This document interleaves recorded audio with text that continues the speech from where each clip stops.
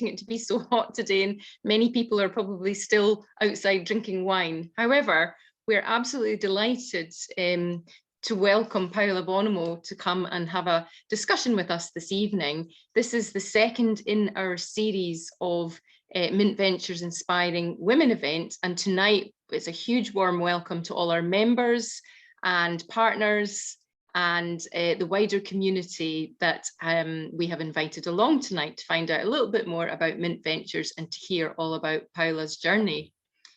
So Mint Ventures, for those of you that aren't members, Mint Ventures has actually been born out of the research from Women's Enterprise Scotland. And we are providing a new, fresh approach to business angel investing in Scotland.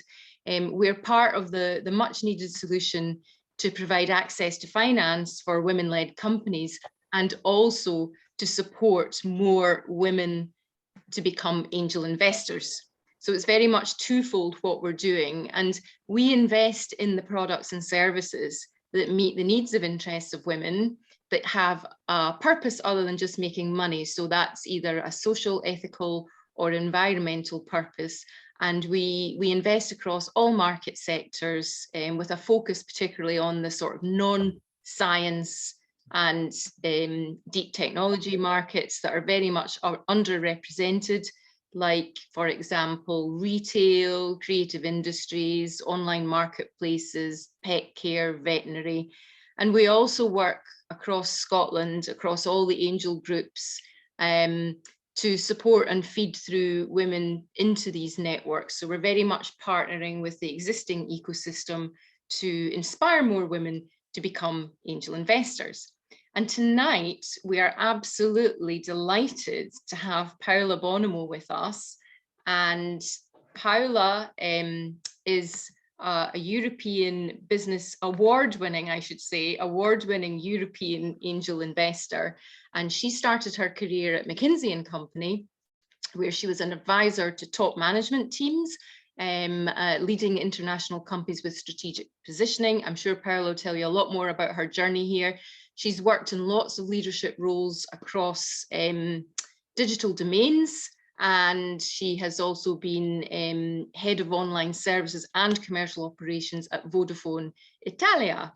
So since 2009, Paola has been investing in technology startups through Italian Angels for Growth, which is one of the angel groups where she's been focusing on investments in the digital space.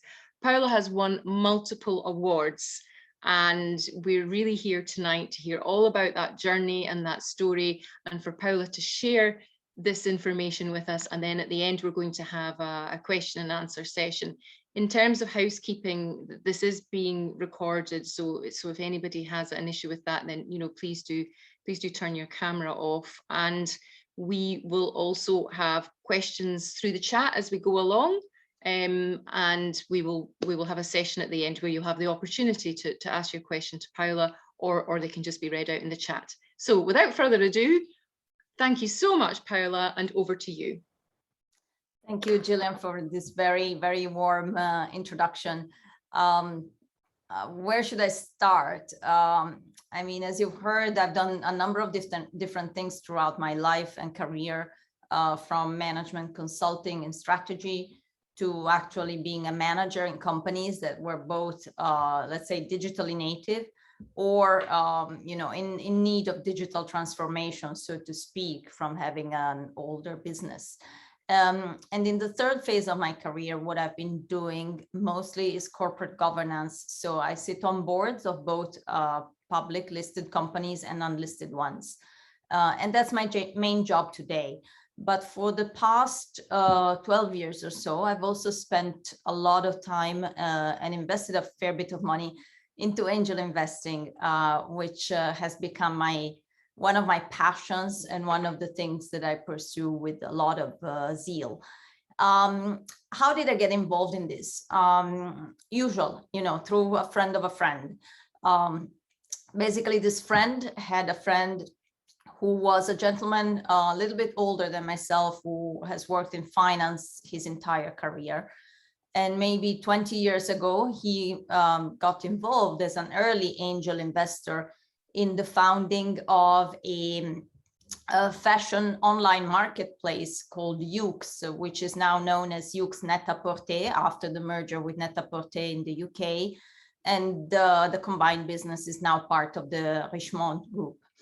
Now, because this investor, had invested, a fairly small amount of money in the beginning, and with the IPO of the business had achieved a significant multiple, he was happy in terms of having done that, but he was asking himself, how can this scale? How can, I bring this mode of investing into early stage companies and businesses to many more people? And not just, many more investors who are willing to put in money to finance the early stage of a company, but also people who want to be a little bit more involved, a little bit more hands-on. Because as you've discovered, if you've started to angel invest, very often what we give as investors to the company where we put our money is not just our money, is our time, is our contacts, is our professional history and experience, and that is often more valuable than the money itself. Think about this, in terms of money being a commodity, and it's certainly not, a bottleneck today with low interest rates and lots of, investors chasing returns in all sorts of asset classes, right? And yes, of course, startuppers still complain that, money is tight and investors are picky and so on. But historically, we live in a moment of unprecedented availability of funds for early stage companies. So you have to differentiate yourself, right? You have to think about, what's your value added in addition to the money, because your money is just as good as anybody else's money. Your expertise, your advice, your contacts, etc., are different and maybe better from better than a lot of other people's experience and contacts and so on. So Francesco, this guy, decided to put together a group of people who were interested in this concept, and they went on a sort of study trip to the US, not East Coast or West Coast, but to the Midwest, because it was probably more comparable to an early stage investment environment. So they went to Chicago and Minneapolis and so on and so forth to meet with local angel groups.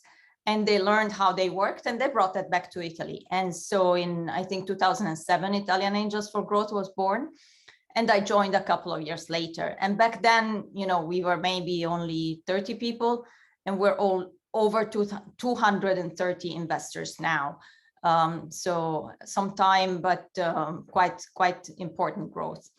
How I got my, my early experience, the point is, as an angel investor, you'll always make mistakes, right? Doing this as part of a group hopefully helps to, change the proportions, increase the share of potentially successful businesses that you invest in, and decrease the number of hopeless causes that you will devote yourself to. So there's definitely an experience curve, right? So there are investments that I made maybe 7, 8, 6 years ago that I wouldn't make today, mostly with the benefit of doubt, because I know that investment thesis was weak. But back then I saw the strength of the investment thesis. For example, let's launch a online marketplace for Italian furniture and design, right? Fantastic. There was nothing in the market like that at the point. It looked like a blue space. It looked like a blue ocean kind of thing, which it was. But then have you considered the incentives of all the players in the market? Have you considered that the market is intermediated by dealers and shopkeepers, and it's very rarely business to consumer? And have you considered what the shop network wants in terms of services and so on and so forth? So what I'm saying, it's very difficult to completely uproot and change an entire business model that a sector runs on. If you can do it, hats off to you, that will be hopefully a business where you really, really disrupt things. But in my experience, it's higher risk, right?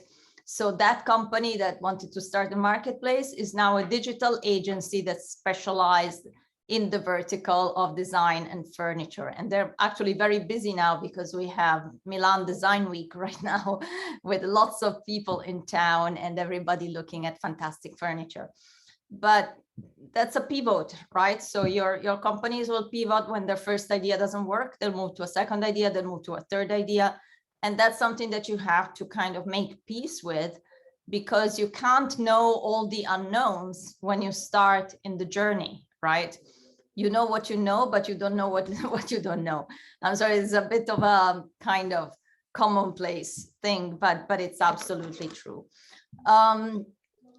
I also invest in a number of other settings. One of these is an organization called Angels for Women, which is very similar to what you're trying to do. It was born about 2 or 3 years ago here in Milan. And then there are more informal groups of friends, 5 friends here, 10 friends there, etc., where I got involved into individual deals when the opportunity arises. And so just in terms of statistics, I have made a few numbers now. Over the past 10 plus years, whatever it was, I have invested in 52 businesses. 3 of those were exits, 7 of those were write-offs. The other 42 are in progress, middle of the road, and we'll see what happens. And this tells you a first kind of lesson learned already, which is you need a bit of patience, right? Of course, to become an angel investor, I think it'll be clear to you at the start of the journey that this is a very risky asset class, because you take on quite a lot of risk that you'll never see your money back. But the other thing to keep in mind is that even when things go well, it's an illiquid asset class, right?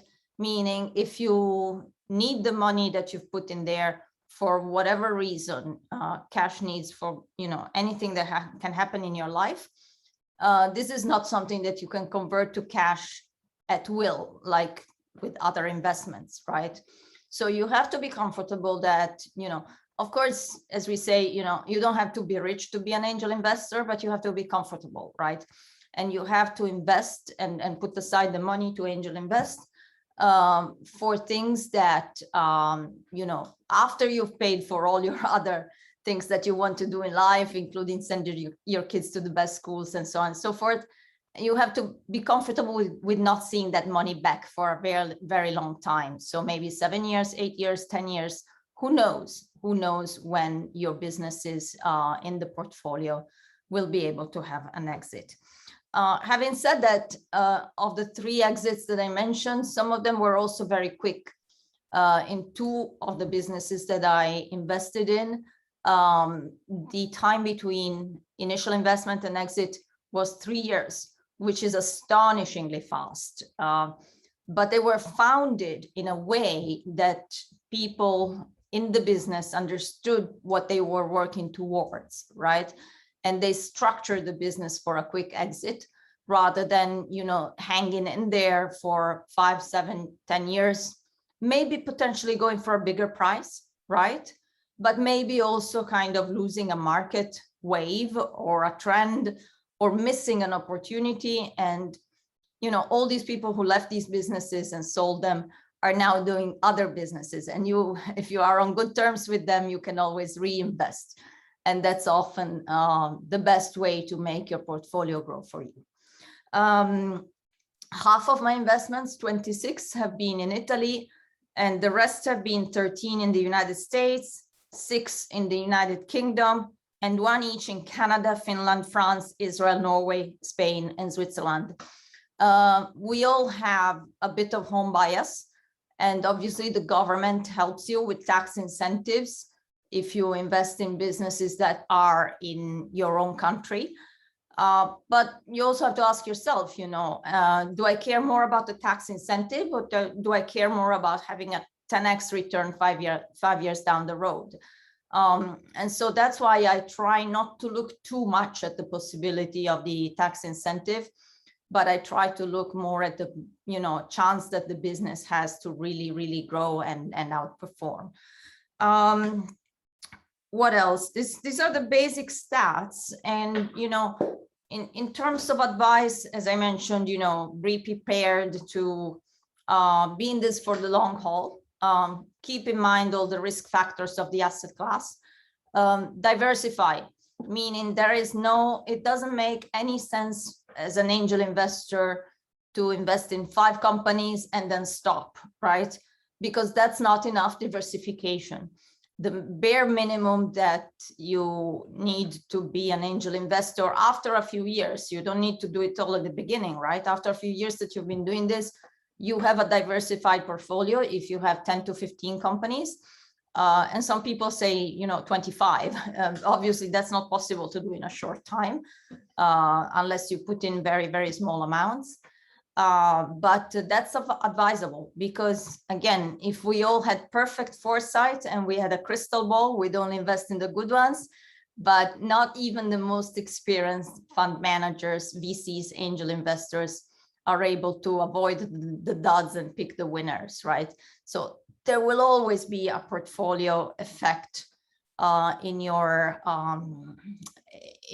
overall returns from your portfolio.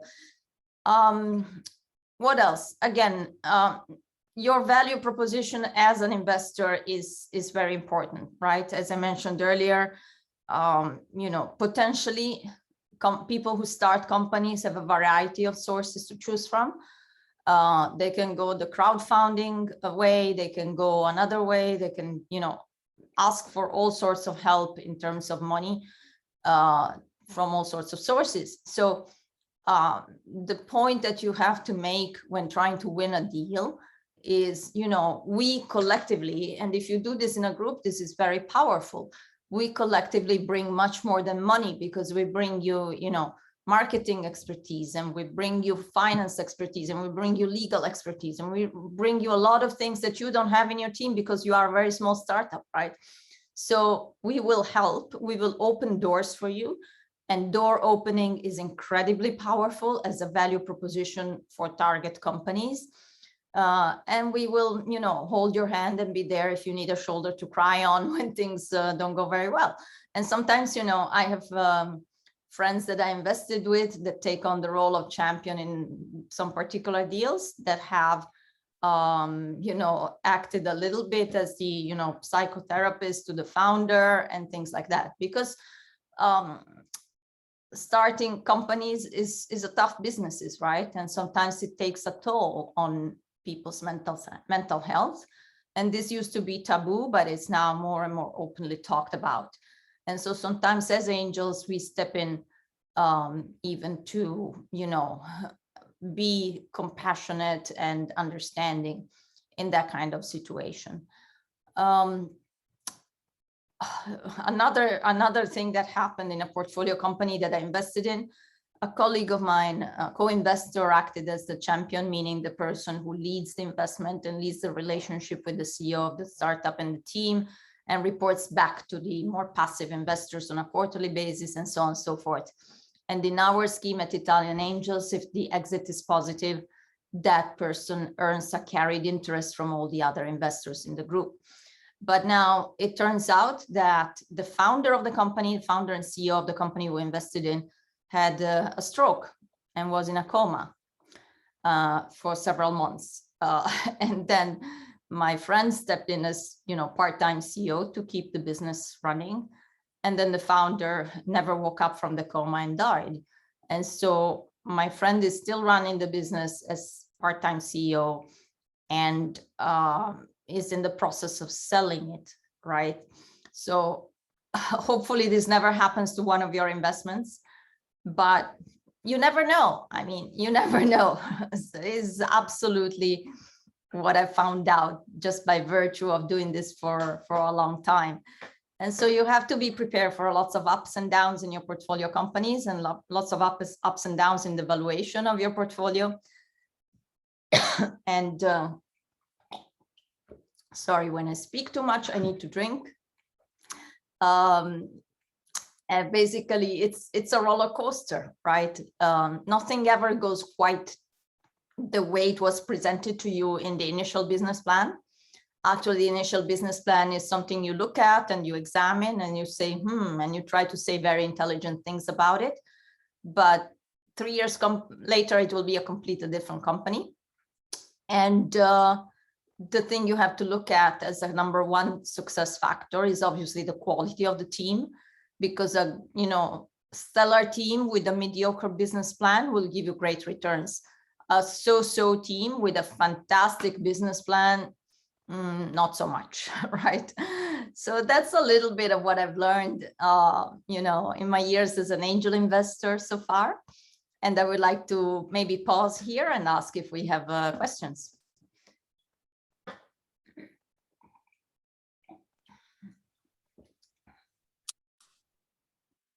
So if anybody has any questions, either please put them in the chat or raise your hand if you'd like to ask Paola directly. Paola, there's been so many different touch points there that I think if we started delving into them, we might be here all day. But I'm really interested in hearing a little bit more about what is it that makes the decision for you. So you just mentioned the team there, and at this very early stage, we are really investing in the team.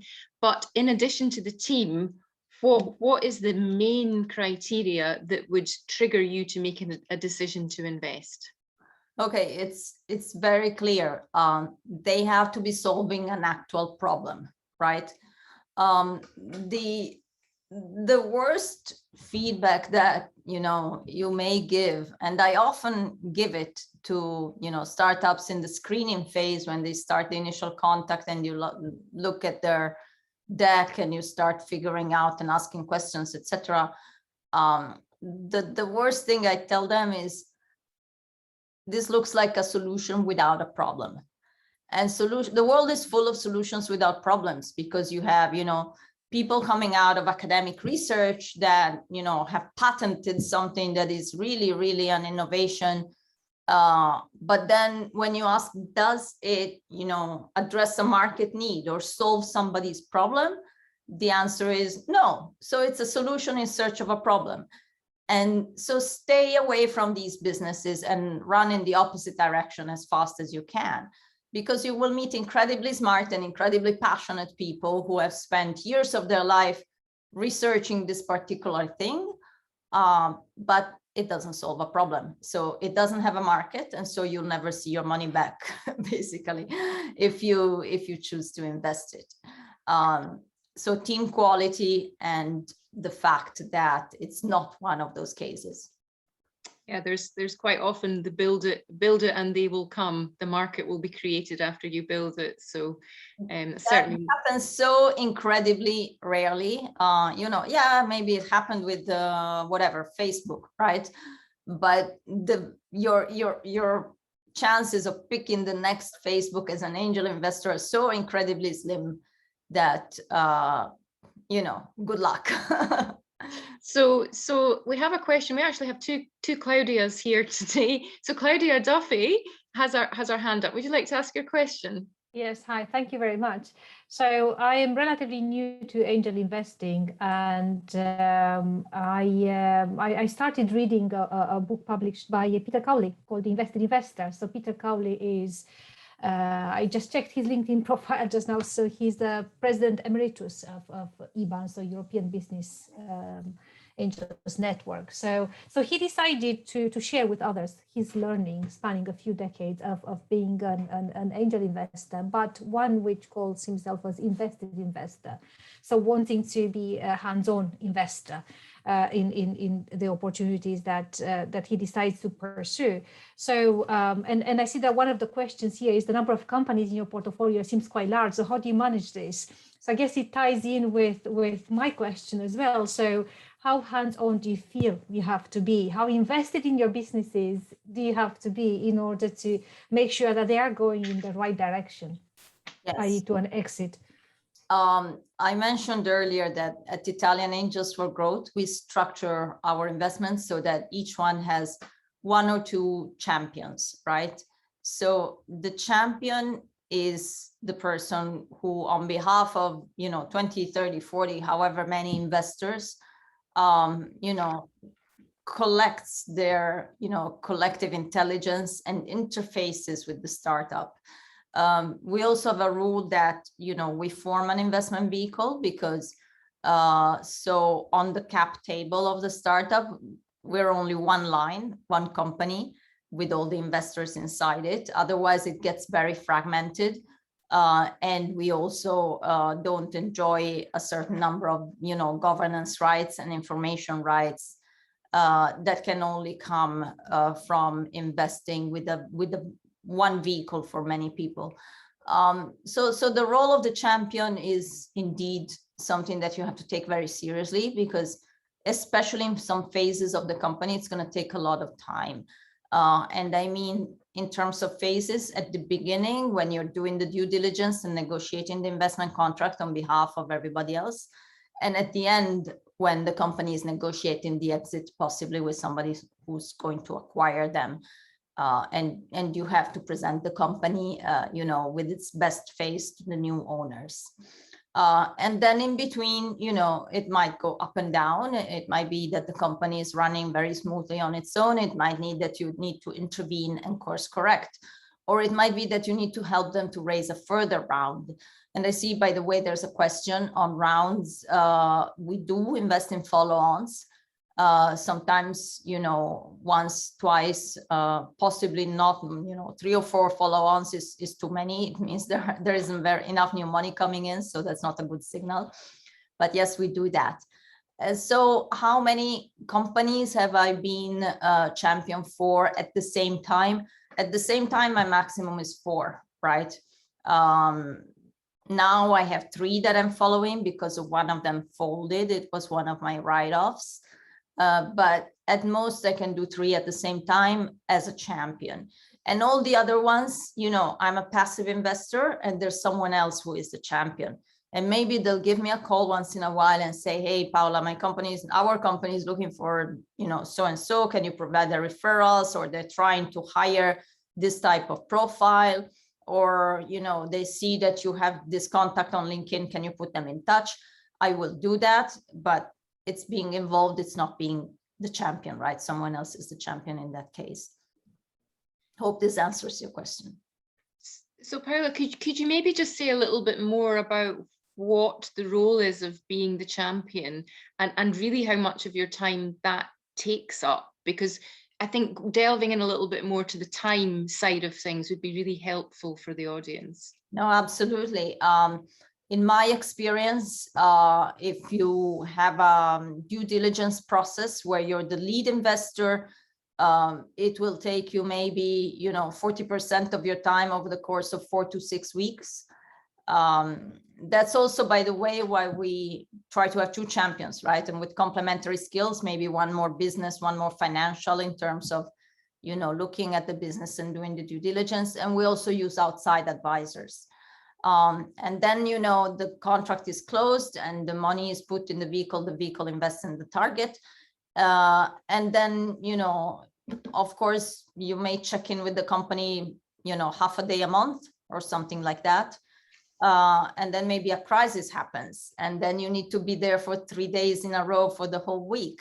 And then the crisis, they dig themselves out of the crisis. And then you do nothing for 4 months, right? Not really nothing for 4 months, but, kind of regular updates once in a while. So it's really variable, it helps if you have flexibility in your commitments. And as I mentioned, the final step, which is the exit, is the one that sometimes will keep you a little bit busier. But it's not entirely predictable. I mean, apart from the initial stage of due diligence and negotiation, which is intense by definition because you want to close the deal reasonably fast.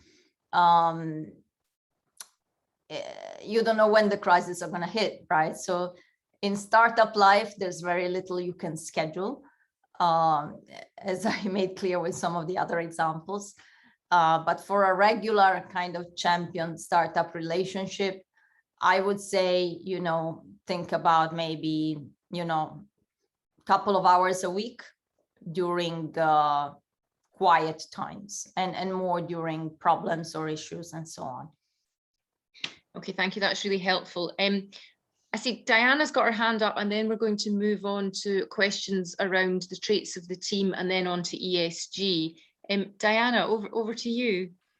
Hi, Paola, I just had a question about how you evaluate opportunities that are maybe outside of your comfort zone. Like for me, that would be cybersecurity and life sciences. I've seen some opportunities, then they're really exciting for angel investors, but I also am like, that's not my background. I don't know a lot about that. How do you think about investing in your core area that you know a lot about versus some broader areas? So this is another one of the reasons why I invest maybe 2/3 of my deals with an angel group, which is diversification, right? So my own background and experience is in digital media, digital advertising, digital marketplaces. So I feel confident I can evaluate those very well. I can also tell if they're bullshit very quickly, and screen them fast and so on. But the beauty of the group is that we have the experts in biotechnologies.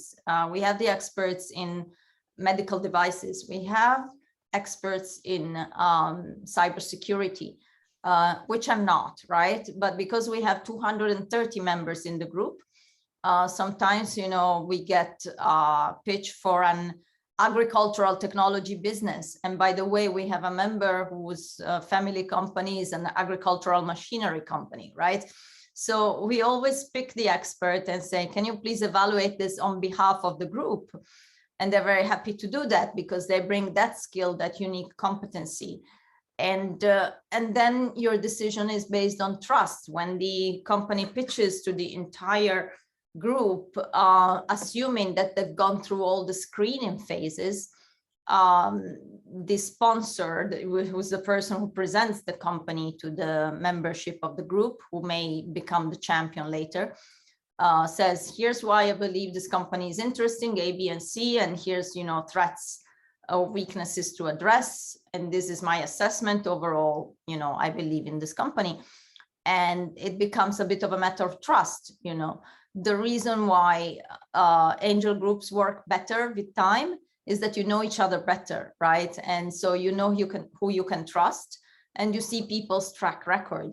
And so if a person has a stellar track record in biotechnology, and they've had 3 exits in their life and they know what they're doing, you can pretty much trust that even if you understand like zero about biotechnology, if you trust that other person to be the champion of the investment, your investment will be, in reasonably good hands. It doesn't mean that it will give stellar returns. You may still lose all the money, but at least you know what you're doing, because you know that by proxy through the champion and who's the person you decided to trust. That absolutely makes sense, and it's along the similar principles that Mint Ventures also works as well. So we have just to move on to the team now. We have a question around, how do you assess the traits of the team? In particular, how do you assess the soft skills, and to decide whether or not somebody is going to be an effective leader within the executive team? That's something that we struggled with a little bit.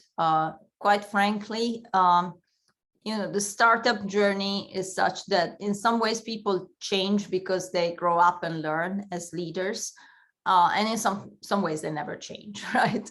So we've debated whether to bring on as part of the screening process a bit of an assessment from someone who has a background in management assessment, from the psychological point of view and so on.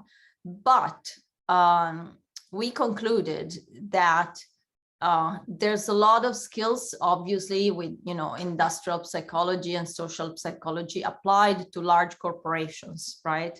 So the assessments that you do for the management team of a large corporation is usually pretty useful, but there's not the same tradition and history and knowledge of assessment of aspiring or future or current entrepreneurs, right?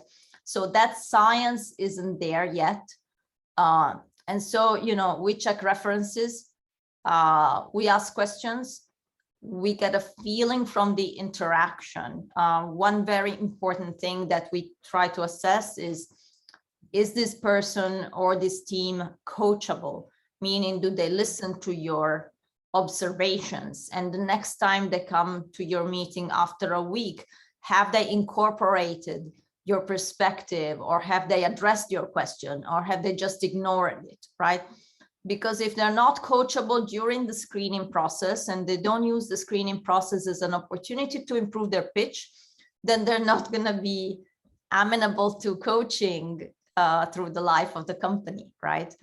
So we try to use a combination of these things that I just mentioned. And at the end, for each of us as an investor, it's the gut feeling. Some of my colleagues invested in a cybersecurity business very recently that had, already a client list and revenues and looked very solid. And I just looked at the team who was presenting it, and, I didn't have the chemistry. I didn't feel these were people that, impressed me, or I admired in any sense, or I would even like to go to dinner with, right? And sometimes you have these weak signals.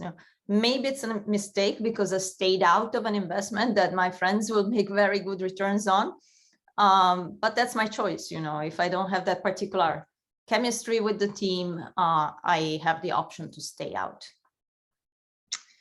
Okay, great. So you mentioned previously that it's not just about the financial return, it's about using your skill set. But turning that around and looking at the company that you're investing in, do you measure any social or environmental or ESG goals for the company? Is that something that you've started to look into now? I think measurement is still a big issue, right? For any company, small, medium, large, huge, we're still kind of working through how to correctly assess what impact they have in terms of, do you look at scope 1, scope 2, scope 3 CO2 emissions? It's very, very difficult, right? Anybody who's involved in this process with a bigger corporate knows that methodologies aren't quite straightforward, and measurement is still a bit of a tricky area. But basically, what we do is we try to give a bit of a preferential lane to companies that come in with a stated intent, with a purpose, with a vision, with a mission of having a positive impact on the world around them. And so sometimes, maybe they'll have zero revenues and still be a little bit too far from launch, but we say, okay, come in anyway. And that's what we try to do, because our investors also, our 230 plus people also want to invest in businesses that have a positive impact. But again, I think this is one of the areas where the early stage purpose declared by the company is so disconnected from what you'll end up with, 7 years down the road, that it's very difficult for those declared objectives to be realized. And maybe they realize a whole other set of objectives that weren't originally there through the pivot mechanisms and so on and so forth. But that's not quite a nut we've cracked yet. I know, for example, in Sweden, there's venture capital funds such as Atomico, who put as a requirement in these startups that they invest in to have, for example, a gender equality policy, right? So if a company is a great business and they want to invest in it and they ask, do you have a gender policy? And said, we don't. Okay, please adopt a gender policy, and after that we'll make the investment. And this, I think, is a very valid and very valuable way to have the startups that you invest in start on the right foot, because obviously it's harder and harder as a company grows to put in place certain mechanisms and especially the culture required to support it. But I have to say it's still a little bit early stage in the startup ecosystem here in Italy. And so we're not as sophisticated as we would like to be yet. Yeah, we're cracking that nut at the moment as well, you know, and introducing into our heads of terms that, you know, it needs to be an item on the board agenda quarterly. And we do look for a top level ESG plan. And as you say, it will change because their mission will change. And that's why we make it an annual plan. But this is a moving feast, and we're starting to see great progress in this area. Yeah. So a couple of other questions relating to statistics and opportunities and sizes. So when you come across investable opportunities, how early in the cycle are they? You know, what stage are you investing at, and what kind of amount typically are you investing as well? So we invest in pre-seed or seed stage, and sometimes we participate in Series A. We obviously don't cover the entire Series A, but we syndicated with other investors, smaller VC funds or family offices.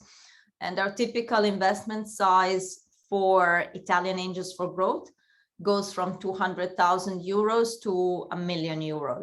And maybe the median one will be around 500,000. And we've had some outliers. The biggest outlier we did was almost 2 million euros collected, collectively invested by our members. And that was a biotech company. And that was 2 million that were part of a 6 million Series A. But again, that is not typical. We're more typical between 200K and $1 million. And less than 200K, we tend not to do, or at least we don't put together a vehicle. And, you know, maybe some people will invest independently anyway, because the whole, administration of putting together a vehicle, which, is a company that needs to do tax returns and bureaucracy and so on, is not justified if the investment is smaller. So we try to, the members who still want to invest, even if we are below the minimum commitment, we let them invest as individual persons. And for your women angel group, yeah, how many investments on average per year in total does the group do? Ooh, the Angels for Women, again, is still very small, right? I would say so far we have invested maybe in 5 companies over 2 years. So we bring to the whole membership maybe 15 or 20 companies per year. So that's similar to Italian Angels, because we're quite strict with the screening, right? But at Italian Angels, maybe we invest in 7, 8, 9, 10 companies per year. With Angels for Women, it's a lower success rate, so to speak.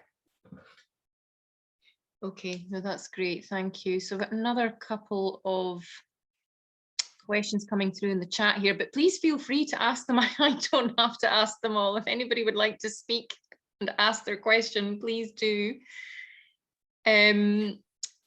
So question in here from Julia saying that really interested that you invest as an angel outside your home country. Any additional advice for all of us here and how best to manage that? Yeah.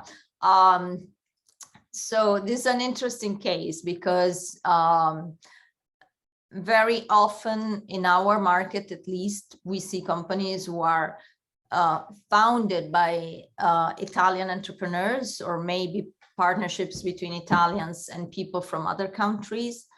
And to me, what's worked best is, for example, in the digital world, if they have headquarters and commercial and business development out there in California or New York, and they have developers and maybe customer success based in Italy, where you have lower cost of labor and also much lower churn in terms of your workforce. So essentially, that's a company that's headquartered in Delaware, right? Even if it's in California, it makes sense for them to be in Delaware. But because the founders are Italian, we have a certain, way to interact. And we know they like to raise in Italy because of personal reasons, right? It's a little bit harder if they have no tie or no relationship with Italy whatsoever. But I'll give you, another example. Things like biotechnology. We've invested, for example, in a business in France where the founders are French, the research team is French, etc. But they're running clinical trials in a hospital that is specialized in that pathology in Italy, right? So because we have quite a good network of, medical research centers and key opinion leaders for that pathology in Italy, it makes sense for them to run the trial in Italy. And so we can be close to what happens with the clinical trials and so on.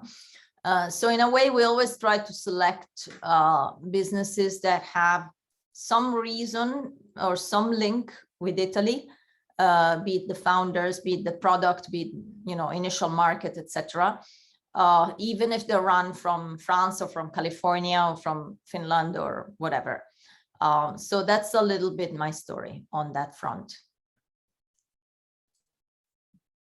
Okay, that's great, thank you. And then just one final question around, I suppose it kind of relates to investing in different countries. It would just be really interesting to know what tax breaks you have over in Italy, because the UK, we have SEIS and EIS, which is obviously fantastic programs that encourage angels to invest. Do you have something similar over in Italy? Yeah, I know that in the UK it's quite generous. The Italian version essentially gives us a tax credit, 30% of the amount investment the year after you made the investment. So let's say you invest 10,000 euros in a company, the next year you claim a deduction for 3,000. Okay, so I think that's probably most of the questions now covered. We do have some native Italian speakers in the audience tonight, and I don't know if they would like to come forward and say a huge thank you, grazie mille, in a proper accent to you, Paola. That has been absolutely amazing. Thank you so much. Do I have any volunteers from the lovely ladies here? Claudia. Sorry, I come from Romania, so it's the other Claudia yeah. Cavalucci, who's Italian. Can't hear you, unfortunately.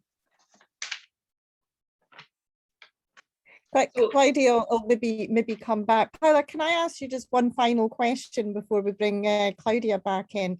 What's the one most important piece of advice you would give to everyone about business angel investing? The one thing. Okay, this came from a woman angel investor in Boston who's been doing this for quite a long time, and she said, at the end of the day, consider angel investing a little bit like a marriage. It's different because it's like a marriage where you hope to divorce 7 years later with both sides happy, but that's a little bit the approach you have to take. You're going to be in for a reasonably long haul. And so consider it as a marriage where you hope for a happy divorce. And just to sum up, I mean, there's been some fantastic pieces of advice tonight, but the one that's kind of resonating most with me is that when you're investing, it's the return that's more important. It's the longer game rather than the immediate tax benefits. And there's been so many great nuggets tonight. Thank you so much, Paola. And I think maybe Claudia is not able to put her sound on, but she's just sent a message in the chat in Italian there. Thank you so much. It's been a pleasure speaking with you, and I wish you all the best in your mission and your future efforts. Thank you very much.